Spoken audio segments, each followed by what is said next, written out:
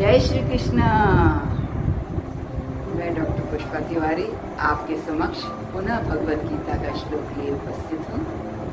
भगवद गीता के तीसरे अध्याय का 19वां श्लोक है, तस्मात् सक्तः सततम कार्यम कर्म समाचर असक्तो ह्याचरण कर्म परम आपनोति पुरुषः। तस्मात् इसलिए तुम सततम निरंतर असक्त आसक्त रहित होकर कार्यम कर्तव्य कर्म का समाचार भली भांति आचरण कर ही, क्योंकि कर्म माने कर्म, आचरण करता हुआ पुरुष माने मनुष्य परम परमात्मा को आपनोति प्राप्त हो जाता है। भगवान कृष्ण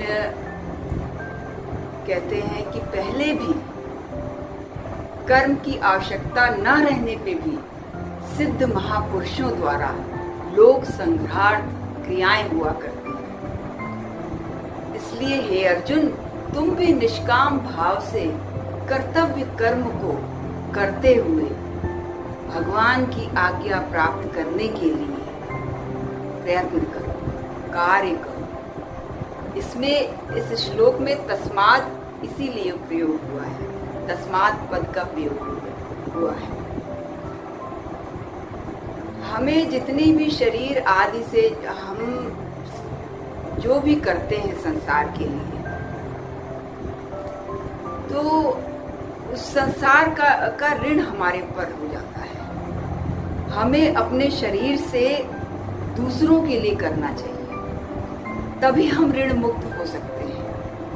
यदि हम हमेशा संसार के लिए कार्य करेंगे तो हमें पुराना ऋण अपने आप समाप्त हो जाएगा, और अगर हम अपने लिए कुछ भी नहीं करेंगे तो नया ऋण उत्पन्न नहीं हो सकता।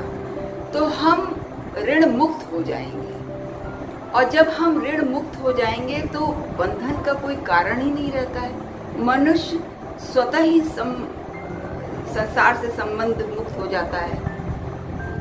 जैसे कि हम किसी कार्यालय में जाते हैं तो वहाँ मेज, कुर्सी, कागज आदि कार्यालय के काम के लिए मिलती है, अपना मान के घर ले जाने के लिए नहीं मिलती। उसी तरह से इस संसार में शरीर आदि जो हमें मिला हुआ है वो संसार की सेवा के लिए मिला हुआ है। जब हम संसार की सेवा के लिए कार्य करते हैं तो आसक्ति अपने आप समाप्त हो जाती है। अपने लिए कुछ ना चाहना, इससे आसक्ति मिट जाती है। आसक्ति मिटती है तो परमात्म तत्व के दर्शन हो जाते हैं।